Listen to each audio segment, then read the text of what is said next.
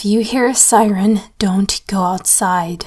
Posted by you/irresponsible Gaijin. I awoke to the sound of a police car siren while traveling in Japan last summer. The siren wasn't overly loud, but loud enough to wake me up. It didn't grow closer nor distant, as if the siren, whatever its origin, was from something stationary. Without getting out of bed, I reached for the curtain of my hotel bedroom window and groggily pulled it towards me, revealing it was still dark outside. I'd tried to see some of rural Japan, away from Tokyo, and what I soon realized was the low season, staying in hotels and hostels with little to no guests. That night, I was sure I was the only person in the hotel, as the owner had gone home, and I didn't see anyone else there. I remember thinking it was quite spooky when brushing my teeth and walking back to my room through a deserted corridor. These small towns I found myself in were quiet, dilapidated, and sparse, thanks to population decline. A far cry from towns in the UK, which I grew up in, with their tightly packed terraced houses, traffic jams, and police car sirens that sounded every night, responding to stabbings we'd read about in the next day's local news. Hearing a police car siren was so trivial. I lay my head back on the pillow without thinking much of it. Although crimes are rare in quiet towns such as these, they still happen occasionally. In any moment, I thought, I'd see red lights flash onto the room's faded wallpaper as a black and white police car speeds by. I waited, but no such lights appeared, and I found myself becoming increasingly agitated, unable to figure out a reason. Why was I so agitated by the sound of a police car siren? Had I committed a crime and somehow forgotten about it? Then I realized the siren sound wasn't of a Japanese police car. It was from a British police car. Different countries' emergency vehicles have different sirens, and I was amused upon first hearing a Japanese police car a few days earlier. It sounded just like they do in anime, thinking it was strange to hear a British police siren in rural Japan. I stood up and looked out the window, concentrating to see into the darkness. Staying in smaller towns and cities, I'd realized, unsettlingly, street lighting is as scattered as the people who live there and often non-existent. Sometimes after dark, the only light source is a lone vending machine in a bus stop that's used twice a day. It was an eeriness I'd never grown accustomed to in my time there. But outside the hotel, far down the road was a flickering streetlight by a junction in the road. And further still, I saw the outline of the area's tsunami warning system, a metal tower like a mobile phone mast, with megaphones atop facing every direction to warn of incoming tsunamis. Another trait of Japanese towns which isn't found in the UK. I'd walked past it during daytime on my way to the hotel without paying much attention to it. Having seen identical structures in towns I'd visited previously, I remember the sight of rust showing through its gray paintwork and not much else. I wondered if that could be the source of the sound.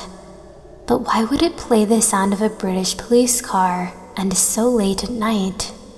The streetlight flickered off. For a moment I saw only blackness, until the light was back, and the tsunami warning tower was closer. I blinked, thinking I must be mistaken.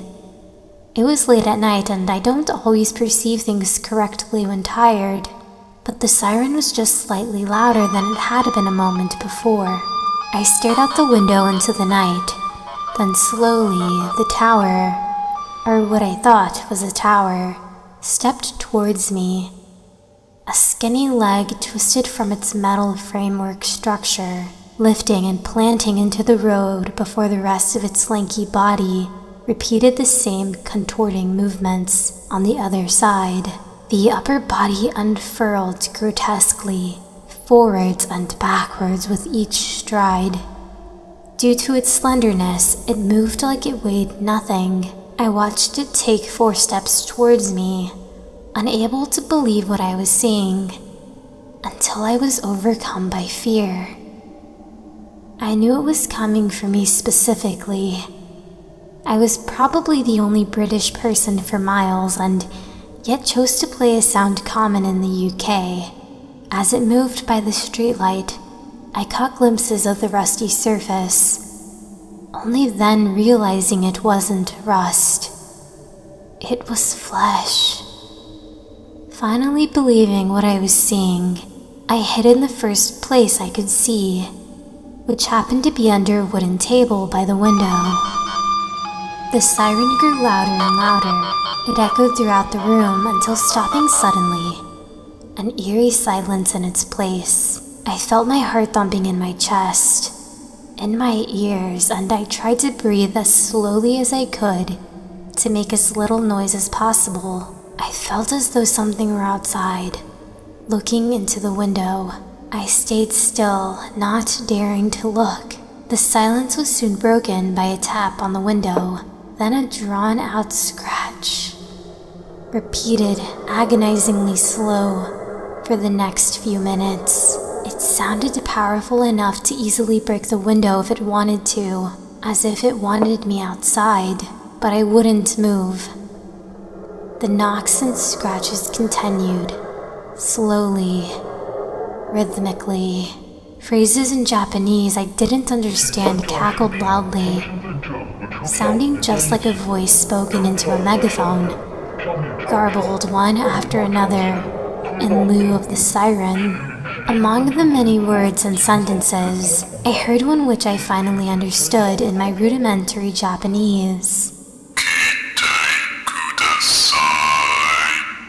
Or please come in English. It's a phrase I'd heard in Japanese evening classes I'd taken a few months prior. The voice sounded strangely like my Japanese teacher, though terrifyingly distorted, an amalgamation of numerous voices to synthesize the various words.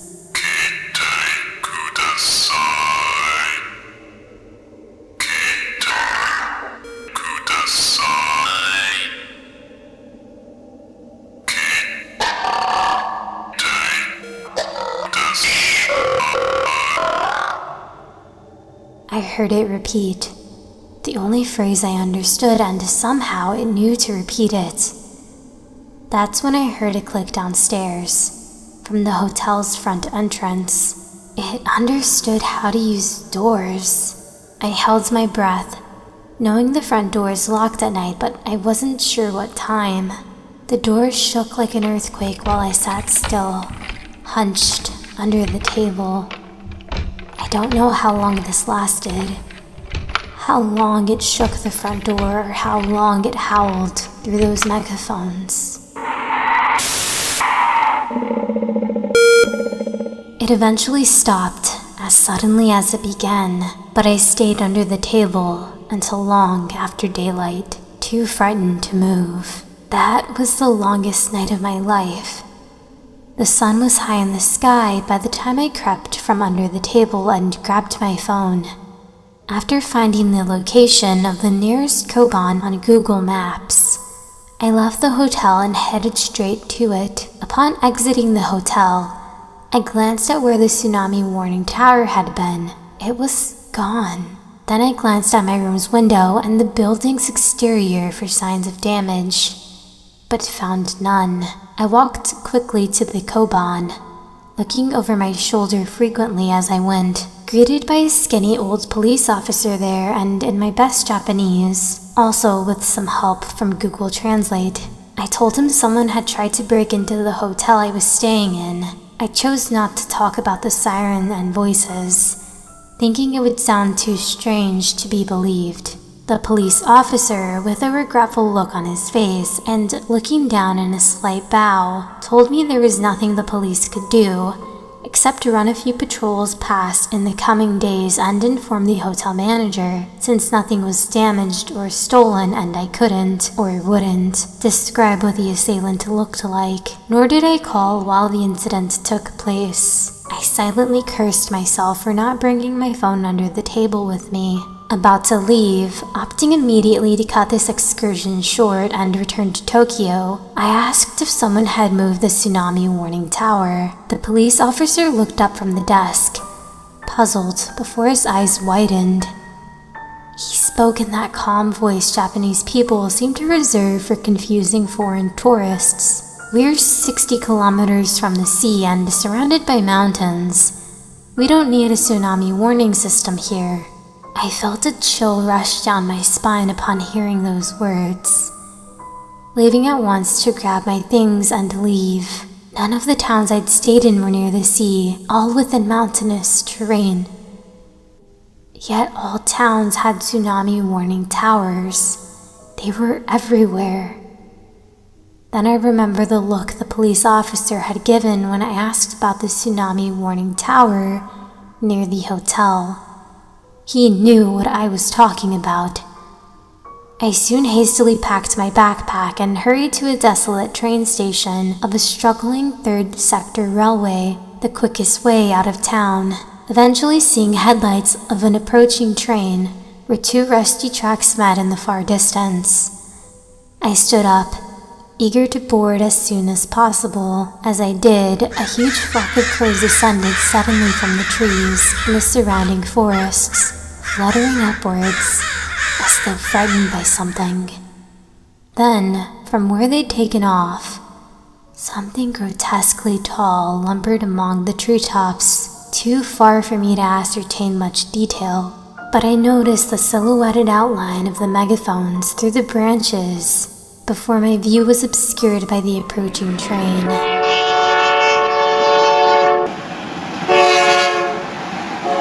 Having since returned home, I thought less and less of that night and what I'd encountered, although my heart still misses a beat whenever I hear the siren of an emergency vehicle. Until a couple of weeks ago, when I stumbled on a YouTube video shared in a group chat. The video is titled, "Who is Sirenhead?" I felt dizzy upon noticing the thumbnail. Watching it, I felt my heart thump in the same way it had that night, all those months ago. I'm sure what I'd encountered was indeed Sirenhead. I felt vindicated, knowing I'm not the only person to have been stalked by it, but terrified to know Sirenhead is very much real. Also slightly miffed some illustrators trying to pass it off as his own creation. I'm not sure if there's anything we can do to stop Sirenhead, or any reliable advice I can give, but if you ever hear a siren or megaphone late at night, please don't go outside.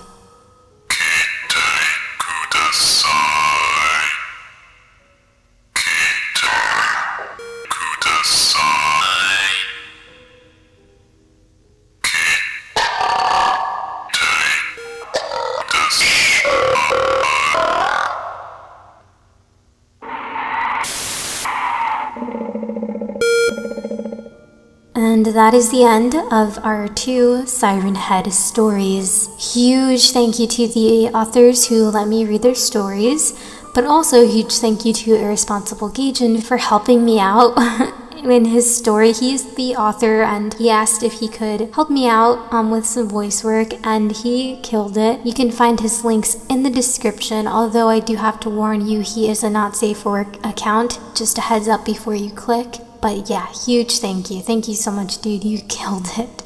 And remember, this scripted/character is the creation of artist Trevor Henderson. So please go and give him some love. This guy creates the coolest, scariest artwork. It's amazing.